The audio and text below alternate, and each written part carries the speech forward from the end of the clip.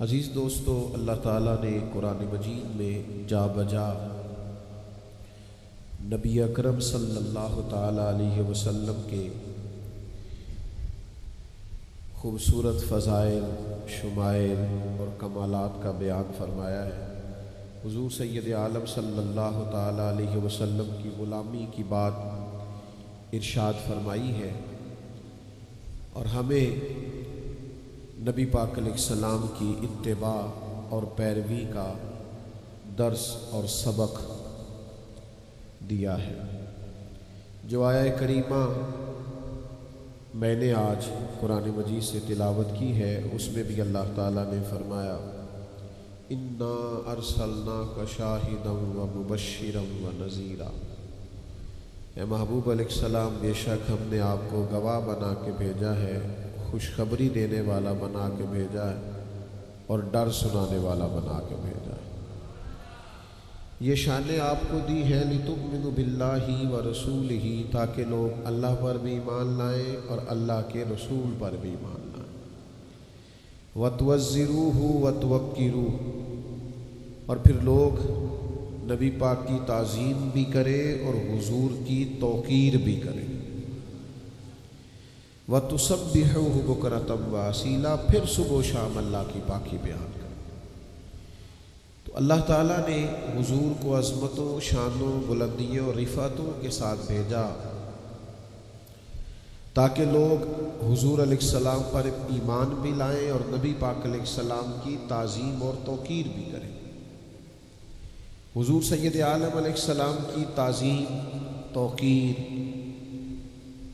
آپ کے لیے اپنے دل کے اندر سب سے بڑھ کر اکرام اور احترام کا جذبہ رکھنا، یہ مسلمان کی شان بھی ہے اور اس کا مومنانہ وصف بھی ہے۔ لیکن حضور سید عالم صلی اللہ تعالیٰ علیہ وسلم کے ساتھ کیے ہوئے وعدوں کو وفا کرنا، یہ بھی حضور کی تعظیم ہے، یہ بھی نبی پاک کی توقیر ہے۔ ہم بہت سارے رشتے نبھاتے ہیں زندگی میں، ایسے سعادت مند نیک بخت بیٹے اور بیٹیاں ہم نے دیکھے ہیں جو اپنے ماں باپ کا رشتہ نبھاتے ہیں، ہمیشہ ان کی خدمت کرتے ہیں، اپنی زندگی پر بعض چیزوں کو وہ لاگو کرتے ہیں، ڈبل ڈیوٹیاں کرتے ہیں، لیکن اپنے والدین کی خدمت کرتے ہیں۔ ایسے بھی ہم نے لوگ دیکھے کہ جن کے حصے میں اگر بہن بھائیوں کی خدمت آئی تو انہوں نے بڑی مشقت کی زندگی میں اور بڑی جد و جہد کے ساتھ اپنے بہن بھائیوں کے حقوق ادا کرنے کی کوشش کی۔ میں نے دیکھا ہے باپ بوڑھا ہو جاتا ہے، کمزوری آ گئی، بیماری آ گئی، تکلیف بڑی بڑھ گئی، اور اس سے اگر کہا جاتا ہے کہ فلاں جگہ پہ فلاں کام کر لیا جائے تو وہ کہتا ہے نہیں، پہلے میں نے بچوں کی شادی کرنی ہے۔ وہ اس رشتے کو نبھانا چاہتا ہے، اس تعلق کو مضبوط کرنا چاہتا ہے۔ تعلقات نبھ جائیں نا بندے سے صحیح کر کے تو یہ بھی بڑی بات ہوتی ہے۔ رشتے صحیح طریقے سے وہ نبھا جائے زندگی میں تو وہ اپنے آپ کو کامیاب سمجھتا ہے۔ میرے بھائیوں، بلا مثال و بلا تشبیہ، جس طرح ماں باپ، بہن بھائی، بیوی بچوں، دوست احباب، مشائخ اور اساتذہ کے ساتھ ہم کوشش کرتے ہیں نا ہمارا رشتہ نبھ جائے، وفا ہو جائے، ان سب سے بڑھ کر ہمیں کوشش کرنی چاہیے کہ ہمارا جو غلامی رسول کا رشتہ ہے، ہمارا جو ہمارے نبی سے تعلق ہے، حضور نے بحیثیت نبی اس رشتے کو بڑا ہی نبھایا۔ دعا کرو امتی کو بھی نبھانے کی اللہ توفیق عطا کر۔ نبی کریم صلی اللہ تعالیٰ علیہ وسلم نے بڑی جد و جہد کی۔ حضور گلی گلی گئے، قبیلہ گئے، ایک شخص نے دین کے بارے میں پوچھا تو اللہ کے حبیب علیہ السلام نے مکمل تفصیلات سے اسے بھی آگاہ کیا۔ کوئی قافلے کی صورت میں آیا تو حضور نے پیغام دین اسے بھی دیا۔ حضور نے بحیثیت پیغمبر اور رسول ہونے کے اس جافشانی اور اس کمال کے ساتھ رشتے کو نبھایا ہے، اور پھر صرف تبلیغ نہیں کی، راتوں کو اٹھ کے رو رو کے دعائیں بھی کی کہ یا اللہ ان کے سینے ہدایت کے لیے کھول دے۔ اور پھر جس طرح انسان کسی سے والہانہ پیار کرتا ہے نا، یعنی ماں اور باپ والہانہ پیار کرتے ہیں تو وہ بچے کو ڈانٹتے بھی ہیں، کئی دفعہ وہ تلخ بھی ہوتے ہیں، لیکن بعد میں خود بھی رو دیتے ہیں کہ یار میرا دل نہیں کرتا تجھے تکلیف دوں، خود رونا آ جاتا ہے۔ بلا مثال و بلا تشبیہ نبی پاک علیہ السلام دن میں تبلیغ کرتے اور رات کو اللہ کے حضور روتے کہ اللہ مہربانی فرما، اور کبھی امت دعوت کی طرف سے حضور کو تکلیف پہنچتی، پتھر مارے جاتے، اذیت دی جاتی، تو اس وقت بھی رسول کریم کے لمحہ مبارکہ پر دعا یہ ہوتی کہ اللہ انہیں پتہ نہیں ہے یہ کیا کر رہے ہیں، تو انہیں ہدایت عطا فرما۔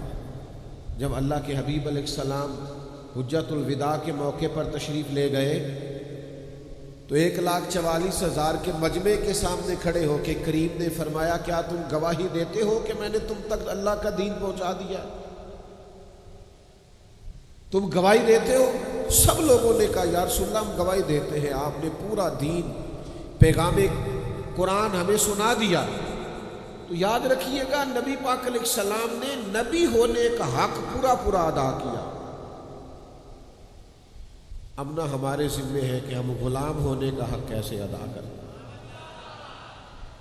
جس طرح ہمیں یہ احساس ستاتا ہے نا کہ میرے بچوں کا مستقبل کہیں تاریک نہ ہو جائے، میں باپ اچھا ثابت ہو جاؤں، میں بیٹا اچھا ثابت ہو جاؤں، میں بھائی اچھا ثابت ہو جاؤں، میں دوستوں کے اندر دوست اچھا ثابت ہو جاؤں، اسی طرح اس احساس کو بھی ہمیں دامن گیر رکھنا چاہیے کہ میں ایک اچھا غلام ثابت ہو جاؤں، میں نبی پاک علیہ السلام کا اچھا امتی ثابت ہوں، میں اس رشتے کو وفاداری کے ساتھ نبھا جاؤں، اس کا بھی ہمیں احساس کرنا چاہیے۔ یہ جو علماء، مشائخ، بزرگ، مبلغین، یہ جو صبح و شام نکلتے ہیں اور دین کا پیغام دیتے ہیں اور بڑی جد و جہد کرتے ہیں، عمریں گزر جاتی ہیں، حضور علیہ الصلاۃ والسلام کا دین پھیلاتے، دین پڑھاتے، دینی اداروں کا قیام کرتے، دین کی نئی جہتوں پر دین کا کام کرتے، تو اصل میں یہ چاہتے یہ ہے کہ ہم اس غلامی کا رشتہ نبھائیں،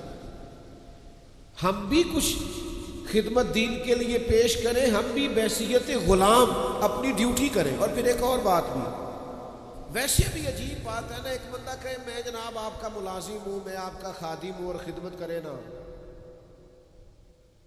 تو آپ کہیں کہ بھائی یہ زبانی کلامی دعویٰ تو اپنے پاس رکھ، میرا خادم تو وہ ہے جو ہر وقت میرے پاس ہوتا ہے، مجھے جب کام بتانا ہو، جب کوئی بات کہنی ہو، جب کوئی چیز چاہیے ہو دوڑ کے لا کے دیتا ہے، تو کیسا خادم ہے؟ دعوے کیے جاتا ہے توجہ تیری ہے نہیں۔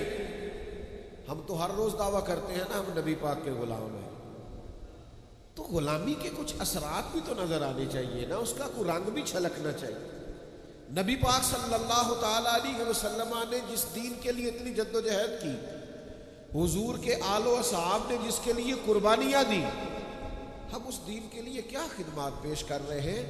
ذرا ٹھنڈے دل سے سوچئے گا اور سمجھیے گا کہ دین پر جو مشکلات آتی ہیں اور دین کے مخالفین نئے جو فتنے کھڑے کرتے اور معاذ اللہ لوگوں کے دلوں میں دین کے بارے میں جو نئے شکوک و شبہات پیدا کرتے ہیں، یہ ملحدین، یہ سیکولر، ہم حضور کے غلام ہیں، ہماری ذمہ داری تھی کہ ہم ان سارے فتنوں کے سامنے پل باندھتے، ہم اپنی خدمات پیش کرتے، ہم نئی جہتوں سے لوگوں کو دین سے آگاہ کرتے، آنے والی نسل کے دلوں میں دین پہنچانے کے لیے جد و جہد کرتے۔ ہمیں خاص پہلوؤں سے ان سب فتنوں کے سامنے پل باندھنے کی ضرورت ہے، ہم توجہ نہیں کرتے، ہم غور نہیں کرتے، ہم اس طرح کی خاص منصوبہ بندی دین کے لیے نہیں کرتے جس طرح کی مخالف معاذ اللہ دین بگاڑنے کے لیے کرتا ہے۔ تو اس خاص زاویہ نگاہ سے ہمیں اپنی غلامی کا رشتہ پیش کرنا چاہیے۔ ایک صحابی تھے حضرت سعد بن ربیع رضی اللہ تعالیٰ، وہ میدان احد میں شہید ہو رہے تھے، اور مرتبہ شہادت پر فائز ہو رہے تھے اور ان کی سانسیں آخری چل رہی تھی بلکہ اکھڑ رہی تھی، تو قریب جو صحابہ کھڑے تھے نا، ان صحابہ کو مخاطب کر کے اس شہید ہونے والے صحابی نے ایک پیغام دیا۔ انہوں نے کہا جا کے نا حضور کے غلاموں کو میرا یہ پیغام دے دینا کہ تم میں سے اگر ایک بھی موجود ہوا اور پھر کفار نبی کریم علیہ السلام تک پہنچ گئے تو یاد رکھنا اللہ کی بارگاہ میں تمہارا کوئی عذر قابل قبول نہیں ہوگا۔ تم موجود تھے اور لوگ پہنچ گئے، ہم موجود ہیں اور دین کے ڈاکو پہنچ جائے، ہم موجود ہیں اور ملحدین فتنہ گری کر کے چلے جائیں، سیکولر ہمارے نوجوانوں کو بگاڑ کے چلے جائیں۔ یہ باتیں کرنا آسان ہے کہ نئی نسل کو فلاں نے سازش کر کے بگاڑ دیا۔ لوگ سازش کرتے رہے تو پہرے دار کہاں تھے؟ بیٹا بگڑ گیا تو باپ کہاں تھا؟ شاگرد بگڑ گئے تو سوال یہ ہے کہ استاد صاحب کہاں تھے؟ اگر سالکین بگڑ گئے تو مرشد کہاں تھے؟ اگر قوم بگڑ گئی تو رہنما کہاں تھے؟ نہ ادھر ادھر کی تو بات کر، یہ بتا کہ قافلہ کیوں لٹا؟ مجھے رہزنوں سے غرض نہیں، تیری رہبری کا سوال ہے۔ یہ امتی کا کام ہے، وہ غلامی کرے۔ اعلیٰ حضرت فاضل بریلوی نے کہا تھا سونا جنگل رات اندھیری، چھائی بدلی کالی ہے۔ یہ حالات دیکھیں اعلیٰ حضرت کیسے بیان کرتے، کہتے ہیں حالات کچھ ایسے، دین کا کام کرنے والوں، دین کی بات کرنے والوں، دین کا پیغام دینے والوں، اس وقت حالات ایسے ہیں کہ ایک تو سونا جنگل، اوپر سے رات اندھیری، اور تیسرا بدلی بھی کالی چھائی۔ ایک تو حالات یہ ہیں، اور اس سے بڑی بات یہ ہے کہ جن کو تم نے پہرے دار رکھا ہے وہ پہرے دار نہیں، وہ ڈاکو ہیں۔ یعنی ایک مسائل موسمی خراب ہے، اوپر سے جن کو تم پہرے دار اور چوکی دار سمجھ رہے ہو وہ ڈاکو ہیں۔ ان حالات میں تمہیں دین کا پیغام دینا ہے اور خدمت کی ڈیوٹی کرنی۔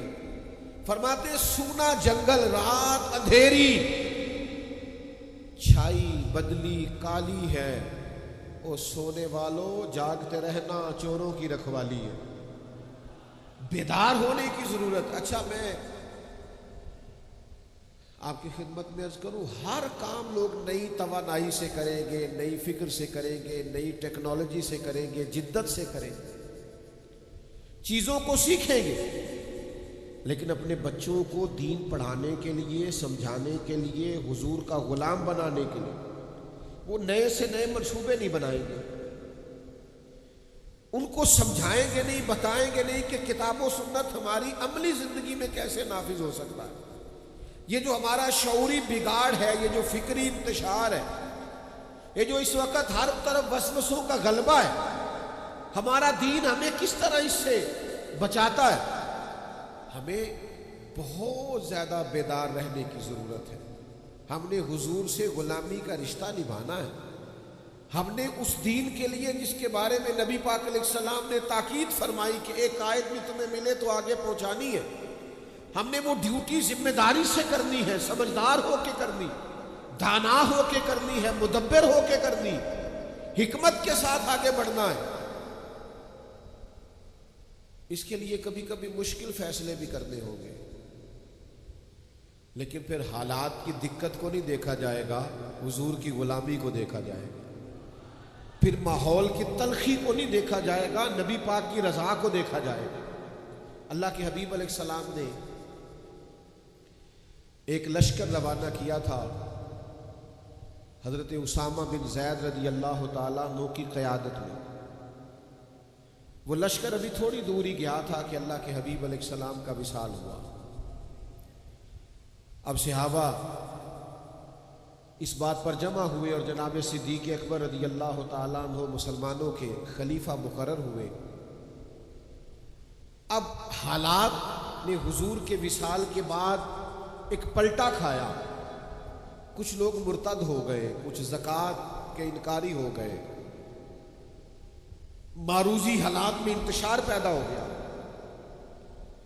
اب صحابہ کرام علیہم رضوان نے ایک رائے دی کہ ابھی یہ جو لشکر حضور نے روانہ کیا تھا نا، حالات کا تقاضا یہ ہے کہ اس لشکر کو بھی نہ بھیجا جائے، پہلے جو اندرونی اور معروضی معاملات ہیں ان کو دیکھ لیا جائے، پھر اس لشکر کو روانہ کریں گے۔ لوگوں نے اپنا نمائندہ حضرت عمر فاروق رضی اللہ تعالیٰ عنہ کو بنایا۔ جناب عمر نے بارگاہ خلافت میں عرض کی، حضرت صدیق اکبر کی خدمت میں گزارش کی کہ اس لشکر کو ابھی روانہ نہ فرمائیں، حالات کچھ بہتر ہو لیں، اندرونی معاملات، پھر لشکر کو روانہ کریں گے۔ یہ ہے غلامی کا رشتہ، یہ وہ لوگ ہیں جو نبھاتے ہیں، جن کی خواہش ہوتی ہے کہ میں نے لگائی ہے، دعا کرو میری نبھ بھی جائے۔ حضرت ابو بکر صدیق رضی اللہ تعالیٰ عنہ نے جناب فاروق اعظم رضی اللہ تعالیٰ عنہ پر جلال فرمایا عمر تمہیں تمہاری ماں روئے، مجھے اس لشکر کو روکنے کا مشورہ دے رہے ہو جس سے روانہ مدینے والے محبوب نے فرمایا ہے۔ اور پھر حضرت سیدنا ابو بکر صدیق کے جملوں کا ولولہ دیکھیے، فرمانے لگے میں مدینہ منورہ میں اکیلا بھی رہ گیا اور جنگل کے درندے آ کر میرا گوشت بھی نوچنے لگے،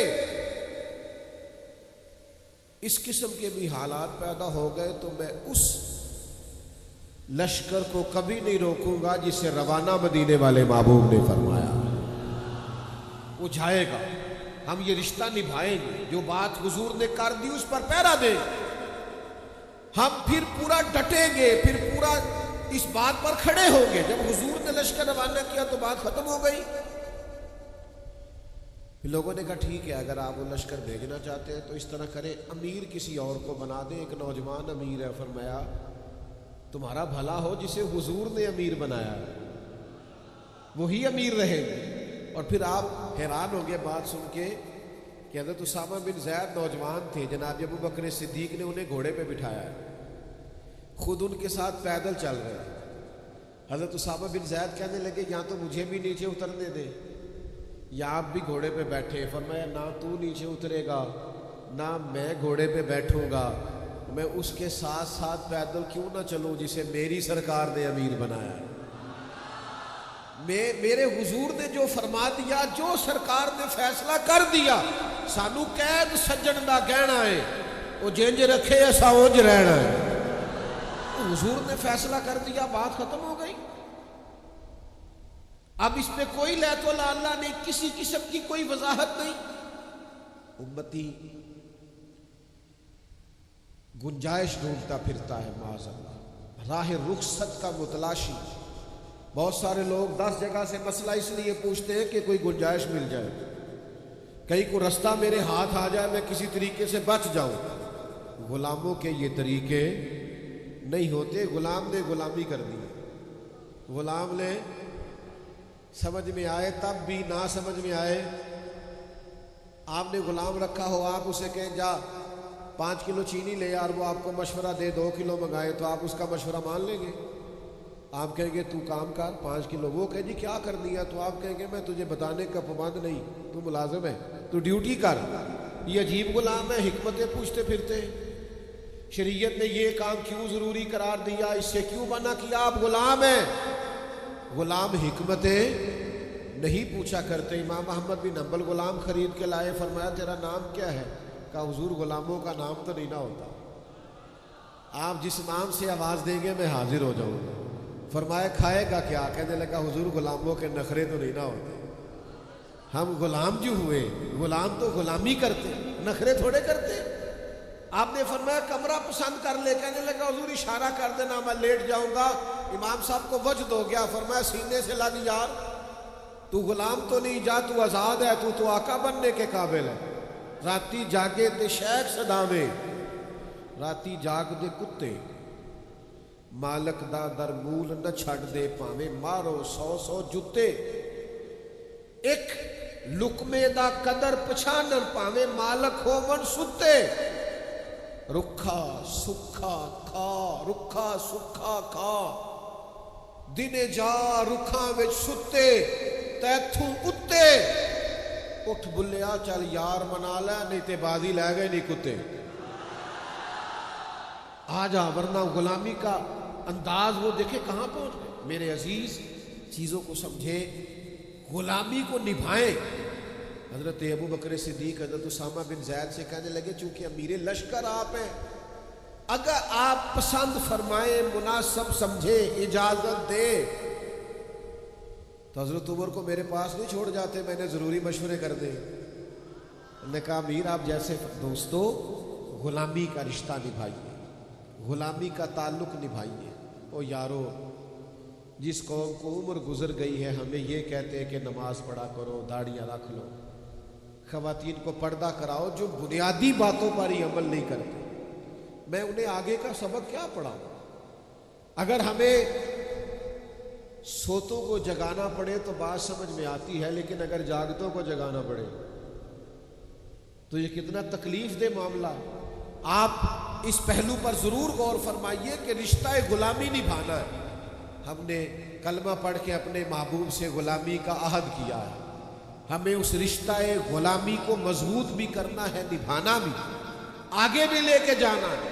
اور اگر ہم اس رشتے کی حساسیت کو نہیں سمجھیں گے، اس پر غور نہیں کریں گے، اپنی ترجیحات یہ نہیں بنائیں گے کہ ہمیں یہ رشتہ نبھانا ہے۔ ایک غلام تھا، اس کے آقا نے اس پر بڑا ظلم کیا، اس کی ناک کاٹ ڈالی، مسند امام احمد بن حنبل میں موجود ہے۔ وہ دروازے رسول پہ آیا اور رو کے عرض کی حضور میرے ساتھ یہ ہوا ہے۔ حضور نے فرمایا جا تو آج سے آزاد ہے۔ اس نے عرض کی حضور میں آزاد تو ہو گیا ہوں پر یہ معذوری بھی ہو گئی، اب میرے خرچ کون اٹھائے گا، میری ضروریات کا کون خیال رکھے؟ تو نبی پاک علیہ السلام نے فرمایا اللہ اور اس کا رسول تیرے وارث بنے گے۔ پھر نہ حضور نے صحابہ کو تاکید کر دی، فرمایا اس کا خیال رکھنا، یہ پریشان نہ ہو۔ وہ حضرت صدیق اکبر کے دور میں آیا، آ کے کہنے لگا آپ کو پتہ ہے نبی پاک نے میرے بارے میں کیا نصیحت فرمائی؟ جناب صدیق فرمانے لگے تو غم نہ کر، وعدہ حضور نے کیا ہے ہم نبھائیں گے، تیرے تمام اخراجات، تیرے سارے معاملات، تیری تمام ضروریات کا خیال رکھا جائے۔ ہم غلام ہیں، ہم غلامی کریں گے، ہم اس رشتے کے تسلسل کو برقرار رکھیں، تجھے کوئی تکلیف نہیں آئے گی، ہم غلام ہیں نا، اس رشتے کو نبھائیں گے۔ حضرت صدیق اکبر کا وصال ہوا تو وہ سیدنا عمر کی خدمت میں آیا اور اس نے آن کر کے عرض کی حضور میرے بارے میں کیا خیال ہے؟ تو جناب عمر فرمانے لگے خیال وہی ہے کہ حضور نے تیرے ساتھ وعدہ کیا تھا تو جب تک عمر کی جان میں جان ہے تیری ہر ضرورت کا خیال رکھا جائے۔ ہم نبی پاک کے غلام ہیں، ہم اس رشتے کی حساسیت کو، نزاکت کو، درد کو سمجھتے ہیں، ہم اس پر پوری توجہ دیں گے، ہم اس غلامی کو نبھائیں گے۔ ایک غلام ہے، وہ ناک کٹی ہوئی ہے، اس نے حضرت عمر سے کہا میرا مصر میں رہنے کو دل کرتا ہے، فرمایا جہاں تیرا دل کرے گا وہاں رہائش مل جائے۔ ہم نے وہ عہد اور پیمان نبھانا ہے جو کریم نے فرمایا۔ حضرت عمر نے مصر کے گورنر کو لکھا اس کے لیے گھر بھی تعمیر کر دو، اس کی ضروریات کا بھی خیال رکھو، اسے کوئی تکلیف نہیں آنی چاہیے، چونکہ وعدہ مدینے والے محبوب نے فرمایا۔ جب تک ہم اپنے ذہن کو، اپنی فکروں کو، اپنی طبیعت کو پورے طور پر مائل نہیں کرتے کہ ہم نے وہ خاص تسلسل جو نبی پاک علیہ الصلوۃ والسلام کے تبلیغ دین کا ہمارے اسلاف نے سنبھالا تھا وہ ہم نے سنبھالنا ہے، ہم نے وہ غلامی کرنی ہے۔ اور پھر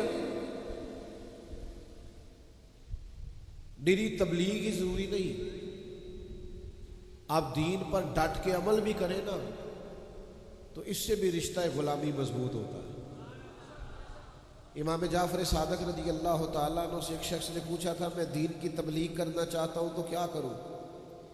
تو آپ نے فرمایا کوئی مشکل کام نہیں، تو دین پہ عمل کرنا شروع کر دیں، دین کی تبلیغ ہونی شروع ہو جائے گی۔ عمل کریں آپ دین پر، سنت پر، شریعت پر، احکامات نبوی صلی اللہ تعالیٰ علیہ وسلم پر عمل کریں۔ آپ محسوس کریں گے کہ تبلیغ ہونے لگی، اشاعت دین ہونے لگی، لیکن جب تک آپ عمل ہی نہیں کرتے، لیت و لالا کرتے ہیں، بہانے بازی کرتے ہیں، باقی ہر چیز کا خیال ہے۔ کتنے نوجوان ہیں جو وطن چھوڑ دیتے ہیں اپنے رشتوں کو نبھانے کے لیے، ضروریات کو پوری کرنے کے، رات کو اوور ٹائم کام کرتے کہ ہمارے بیوی بچوں کے، گھر بار کے حقوق ادا ہو، کتنی مشقت کرتے ہیں۔ سچ بتاؤ، کبھی اس لیے بھی اوور ٹائم لگایا ہے کہ میں حضور کے دین کی کوئی نوکری کر سکوں؟ کبھی اس لیے بھی کوئی منصوبہ بندی کی ہے کہ کچھ بھی ہو جائے میں کچھ اشاعت دین کے لیے اپنا کردار ادا کروں؟ ہمارے جب تک یہ جذبات پیدا نہیں ہوتے، ہمارے ہاں تو یہ اللہ تعالیٰ معاف کرے، ایک آفت آئی ہے نا، سیلاب آ گیا ہے، تو اب ذرا آپ انداز دیکھیے گا ویڈیو بنانے کے لیے، تصویریں بنانے کے لیے کس طرح لوگ پانیوں میں اتریں گے۔ وہ خدا کے بندے، آپ فوٹو نہ بنائیں، آپ پیچھے رہ کے مدد کریں سیلاب والوں۔ آپ کو صرف سوسائٹی میں دکھانا ہے، بعض سیاستدان یہ والا کام بھی کریں گے، لیکن آپ بجائے اس کے کہ سیلاب کا جائزہ لیں، آپ ایک رات وہاں کیوں نہیں گزارتے جہاں ماں نے اور باپ نے ساری رات سڑک پر بچوں کے ساتھ گزار دی؟ اور مجھے ایک صاحب کہنے لگے، میں نے کہا کہ آپ چلے پانی ہے نا تو اوپر والے پورشن پہ آرام کر لیں، تو وہ کہنے لگے میں اور میری بیوی رات بھر نہیں سو سکے اور دن چڑھ گیا ہے تو پھر بھی نہیں نیند آ رہی۔ تو میں نے کہا بھی آپ سو جائیں، چلے نیچے کچھ پانی ہے نکل جائے گا۔ تو کہنے لگے پیر صاحب ایک سانپ تیرتا ہوا پانی میں دیکھ لیا ہے، گھر میں چھوٹے چھوٹے بچے، تو اس ڈر سے نیند نہیں آ رہی کہ کہیں کوئی موذی جانور بچوں کو تکلیف نہ دینا ہے۔ لیکن ہماری ترجیحات نہیں ہوتی، ہم اصولی بنیادوں پر نہیں چلتے۔ سٹیٹس کا دور ہے، سٹیٹس لگانا ہوتا ہے، موبائل کا دور ہے، کچھ نہ کچھ نئی فوٹو سوشل میڈیا چلانا ہوتا ہے، اسی میں سارے الجھ کے رہ گئے۔ خدا را اصل کی طرف آئیں، حقیقت پسند بنے، معاملہ فہم بنے، چیزوں کو ان کی اصل پر لے، بہترین منصوبہ بندی کرے۔ نبی پاک علیہ السلام سے ہمارا غلامی کا رشتہ ہے، ہم نے اس رشتے کو نبھانا ہے اور اس کو آخر تک نبھانا ہے، اس کو پورے زور شور سے نبھانا ہے اور آخر دم تک حضور کے غلام بن کے جینا، خدمت پیش کرنی ہے، دین کے لیے ڈیوٹی کرنی ہے۔ ہدایت تو اللہ تبارک و تعالیٰ عطا کرتا ہے، ہمارے ذمہ یہ ہے کہ مسجد ٹائم پہ کھولیں، آذان وقت پہ پڑھیں، نمازی انشاءاللہ رب بھیج دے گا۔ لیکن کوئی ڈیوٹی تو کریں، کوئی کام تو کریں، کوئی خدمت تو کریں۔ کہیں کسی جگہ دیکھیں ایک آدمی کسی وجہ سے الجھ گیا ہے، اسے کسی ملحد نے، بے دین نے پریشان کر دیا، آپ اتنی نیکی کریں، اسے کسی عالم تک لے جائیں تاکہ اس کی تسلی ہو جائے، اتنی تو خیر کر دیں۔ آپ 20-50 لوگوں کے بیچ بیٹھ کر اگر کوئی دین کی ایک آدھ بات کر دیں گے تو آپ کو اندازہ نہیں ہے آپ کتنا کمال کریں۔ اپنے دوستوں کو، اپنے احباب کو اگر آپ تلاوت قرآن مجید پہ لگائیں گے، درود و سلام پہ لگائیں گے، ذکر و فکر پہ لگائیں گے، ان کا آپ یہ ذہن بنائیں گے یار سچ بولنا ہے، بس رزق حلال کھانا اور بس کسی کا حق نہیں دبانا۔ ہو سکتا ہے اس وقت آپ کے دوست آپ کو جواب میں تانا زنی کرے کہ ہمیں پتہ ہے تو کتنا نیک ہے، لیکن اس وقت کہیں گے انشاءاللہ گھر جا کے سوچیں گے یار کیا تو ٹھیک رہا تھا، کرنا تو ہمیں ویسے ہی چاہیے۔ تو آپ کچھ نہ کچھ دین کے لیے، کچھ نہ کچھ اسلامی روایات کے لیے، کچھ نہ کچھ اسوہ حسنہ کے لیے اپنا کردار ضرور پیش کریں۔ یہ غلامی کا رشتہ یہ نبھانے میں مزہ بڑا آتا ہے۔ وفادار جو ہوتے ہیں وہی سردار ہوتے ہیں، وفادار جو ہوتے ہیں وہی نمک خوار ہوتے ہیں۔ جو وفادار ہوتے ہیں نا دراصل انہی سے پیار ہوتا ہے، جو وفادار ہوتے ہیں بنیادی طور پر وہی با کردار ہوتے ہیں، جو وفادار ہوتے ہیں وہی ہمیشہ طاقتور ہوتے ہیں۔ اور یاد رکھنا دنیا میں اور کسی سے تم وفا نبھاؤ، تمہیں صلہ ملے نہ ملے، لیکن اگر مدینے والی سرکار سے وفا کرو گے نا قل ان کنتم تحبون اللہ فاتبعونی یحببکم اللہ. اللہ فرماتے ہیں حبیب ان سے فرما دیں اگر یہ رب سے پیار کرنا چاہتے ہیں تو آپ کی پیروی کریں، اللہ خود ان سے محبت فرمائے گا. نبی پاک کی غلامی کرو گے، رب کے پیارے ہو جاؤ گے، اجر ملے گا. حضور نے فرمایا قیامت کے قریب جب دجال آئے گا، یہ دیکھو صلہ کیسے دیتے ہیں حضور.